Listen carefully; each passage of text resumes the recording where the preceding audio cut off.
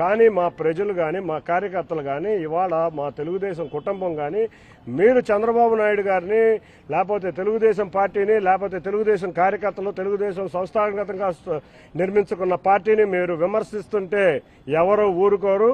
మీకు హెచ్చరిస్తున్నాను, తప్పక దీనికి శాస్తి అనుభవిస్తారు. ఇప్పటికైనా ఇటువంటి వ్యాఖ్యలు చేయరాదని మీ అందరి ముందు విన్నవించుకుంటున్నాను. మీ కుటుంబంలో చంద్రబాబు గారు చిచ్చు పెట్టారనేది ఆయన చేస్తున్న కామెంట్.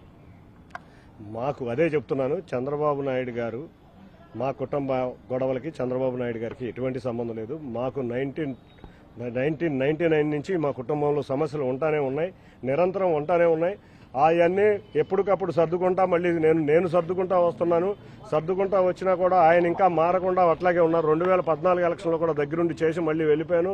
విజయవాడ నగర ప్రజలకే కాదు మీకు కూడా తెలుసు, నేను ఎప్పుడూ కూడా ఇక్కడెక్కడా కనపడలేదు. అంతేకాకుండా మీరు ఒకటి ఆలోచించండి, మీరందరూ జర్నలిస్ట్ సోదరులు, మిమ్మల్ని ఎంత హీనంగా మాట్లాడతారంటే ఆయన అంత హీనంగా మాట్లాడారు. ఈ మధ్య నందిగాంలో చూసాం, బిర్యానీ ప్యాకెట్లకి మీరు లొంగిపోతున్నారండి. ఆయన భాష తీరు, ప్రజల దగ్గర ఆయన మాట్లాడే భాష, ఆయన వ్యవహరించే తీరు, ఆయన అహంకారానికి ఇవన్నీ ఒక కారణాలు. చంద్రబాబు నాయుడు గారు నేను సేవా కార్యక్రమాల్లోకి వచ్చినాక ఏ రోజు చంద్రబాబు నాయుడు గారు నన్ను కలవలేదు. ఏదో 2-3 సార్లు కలిసినా కూడా నా సేవా కార్యక్రమాల గురించి వివరించడమే జరిగింది.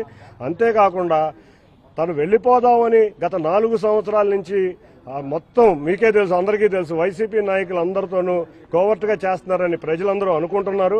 మీరు చెప్పిన విషయాలు కూడా నేను విన్నాను. కాబట్టి ఆ ప్లాన్లో భాగంగానే ఎలక్షన్లు వచ్చినాయి, ఇంకా పార్లమెంటు టైం కూడా అయిపోయింది. కాబట్టి ఆయన అనుకున్న ప్లాను జరుగుతుందేమోనని ప్రజలందరి అభిప్రాయం.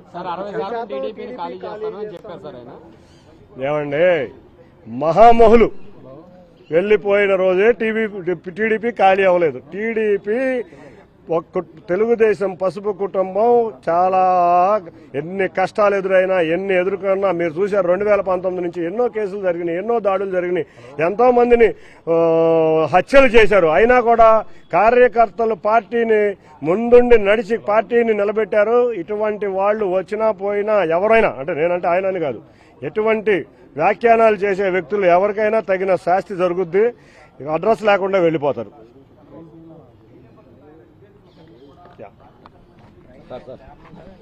లేట్గా వచ్చాను 1-1 తీసుకుంటాను.